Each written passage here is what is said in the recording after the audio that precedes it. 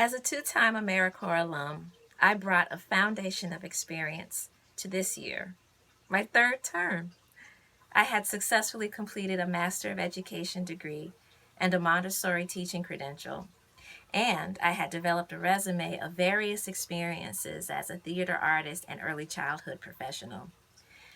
Yet my reason for joining AmeriCorps this year did not come from a happy, optimistic place. The honest reason is that I felt disenchanted with my recent experiences working in private and public Montessori education. My first two terms in AmeriCorps redefined my vocation and motivated me to seek a career in education after pursuing a professional theater career in New York City. Along those years of gaining experience in the classroom, I experienced wonderfully high moments and intensely low and devastating blows. I consider myself a resilient person. However, the pain that accumulated from multiple traumatic experiences in the field left me so low that I completely questioned my calling and rejected it. These painful experiences ranged from microaggressions to workplace bullying. My love was still to serve children, but I was left raw and without insight. I refused to enter another classroom. I was done. I considered a new career path in program management for children's programming, and I believed that returning to the nonprofit sector through Project CHANGE would support this endeavor. My first AmeriCorps placement this year seemed promising at first. However, I did not feel very challenged in my position.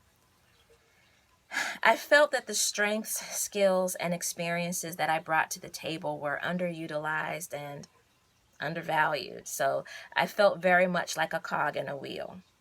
On top of that, back-to-back family crises occurred.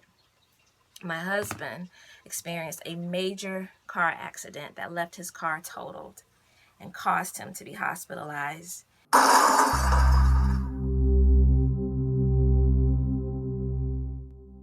Which included months of therapy. I had to be there for him, so I could not avail myself fully to the organization that I served at the time.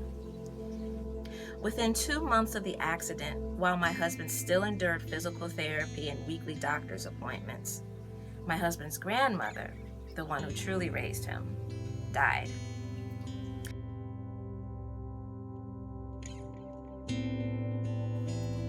Thankfully, she left him with the finances to manage her burial, but with his parents deceased and only a few of his estranged relatives living miles away in Florida, we were left to handle her arrangements totally ourselves. My side of the family was also hours away in southeastern Virginia, caring for my own father, who was in therapy because of a major stroke. Since my husband was, of course, grief-stricken and still recovering from the accident, I took on the responsibility of organizing his grandmother's funeral and final arrangements to give him space to grieve. To be clear, I have experienced the death of loved ones and have attended funerals throughout my entire life, yet this was the first time ever that I had to be responsible for the arrangements. As if all of this were not enough to deal with, a few supervisors at my AmeriCorps placement became displeased with my growing absences due to my increasing attention toward my family's needs during our bereavement. Instead of receiving compassion from my supervisors, I received their contempt.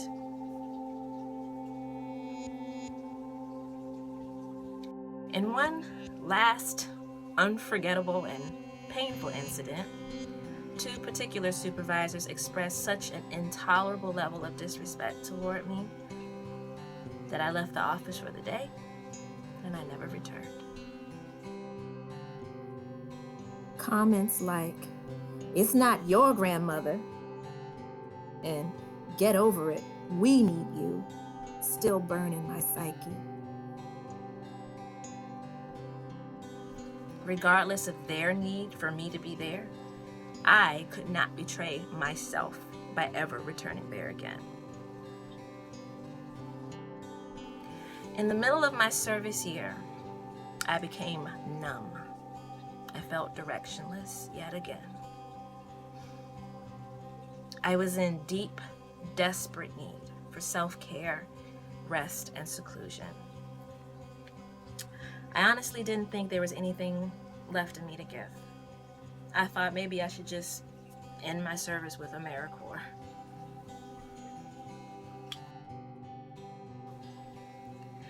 I was so grateful for the compassionate expressions of Paul and several other concerned AmeriCorps colleagues who extended themselves to me during this time. After I spent some time on leave, Paul connected me to an elementary school counselor who was also an AmeriCorps alum and was searching for an AmeriCorps associate. There was no set program in place, simply an aim to support elementary children socio-emotionally. However, there was room to tailor the service to my interests, specifically to serve in early childhood. All of this was extremely appealing to me. As a result, I was offered a second AmeriCorps placement, which was custom made for me. I served as a floater in multiple classrooms, including Head Start, Pre-K, Special Education, also known as PEP, kindergarten, and grade 3, providing creative, academic, and social-emotional support to children. I incorporated Montessori techniques for one-on-one enrichment and with small groups, and I was amazed to observe children's reading and math skills growing. As a cherry on top, I played a terribly ill child with kindergartners who became doctors and nurses during dramatic playtime. I really felt welcomed by this school family, and I was regarded daily as an asset to their community. I began to feel alive again, and the joy of serving children once again abounded. After only a brief week and a half, however, COVID-19 shut down our schools and left me disconnected from the students and our budding relationships. Angered, I felt my little piece of heaven had been snatched from me. And I slid down a slippery slope of despair yet again.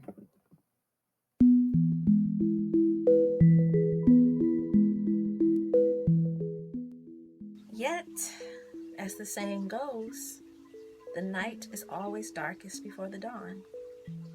Several attempts to reconnect with the school during the COVID shutdown left me feeling without a place or feeling without a purpose. I felt myself outside a bolted fortress. The ups and downs of uncertainty about where I belonged permeated my consciousness. I welcomed the opportunity for more self-care and time at home, but at times I just felt useless and unneeded in the world outside of my home. During the shutdown, I attended a professional development webinar on mastering parent and family communication. The webinar, scheduled well before the COVID pandemic hit home, was adjusted to address how Montessori educators can connect with families in the new normal. I was inspired by this webinar and then took another webinar on K through 12 teaching in a virtual environment, and then another webinar, and then another. It seemed like I was swimming in an endless sea of webinars. With these tools of information, I became overwhelmingly inspired, and even more so, I achingly needed to reconnect with children, even if it was virtual.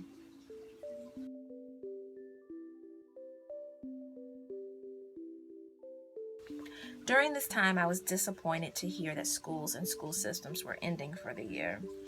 Some private Montessori schools were laying off their teachers because they were not able to practice authentic Montessori, and some public school districts simply said, "This is it for the year." With several months left in the school year, I wondered, so we just let the children and families fend for themselves? We should just plop the kids in front of Netflix and cry ourselves to sleep? I wasn't comfortable feeling as if society should just bury their heads in the sand while we autopilot communities of children, particularly the youngest ones, whose learning needs often get taken for granted. So I reached out to my own community of neighbors, old friends who had become parents, and relatives with young children with an idea. What if I got the kids together for a virtual learning club? They were on board. And so Auntie G's Learning Club was born. For 2 days a week, I offered live sessions for preschoolers and kindergartners that included stories, poetry, some playful geography and building of literacy skills, conversations, and lots of sing-alongs and movement activities. Does that make sense to you now? Yeah. And what's the F word? Okay, let's go over together. If I took this letter out, can you read? I know it. It's bold. Read everything? Read it one more time and stay close to the computer. Bold, eat a cloth, then stop it. Good. With the help of some enthusiastic parents, I ended up with a faithful core group of children who tuned in every week faithfully.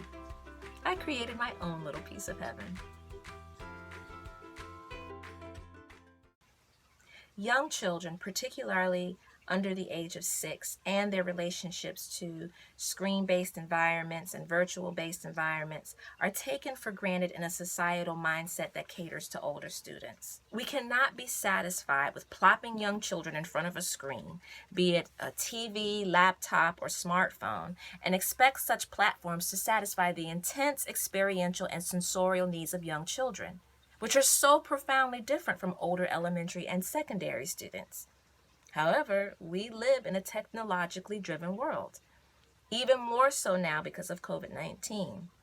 The use of technology for the young child is an untapped and underdeveloped expertise that requires a sophisticated understanding of young children's social, physiological development and learning needs, all coupled with the creativity and innovation of an artist. Attributes I hold in my hand. The COVID-19 shutdown made me a pioneer of this ideology and allowed me time and space to develop professional video and editing skills while crafting innovative and convenient ways to connect with young children virtually. These timeless words ring true for me. For unto whom much is given, much is required. However, my journey this year has taught me that the opposite is also true. From whom much is required, much is also given. The COVID-19 shutdown did not ruin me or my family. Rather, it offered me the privilege to return to my artistic roots and create, and then offer my work in service to others out of my creative overflow. It put me back in touch with me.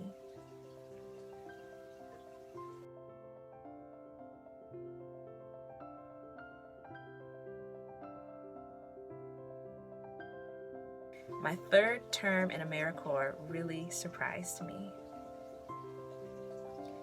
Everything that came against me put me right where I am supposed to be. I am an innovator. I am a pioneer in early childhood learning. I was never meant to uphold the status quo. Chaos and uncertainty make me, because then I have the license to create and innovate something out of nothing. That is my gift. And I choose to continue sharing the best of it with the littlest of all.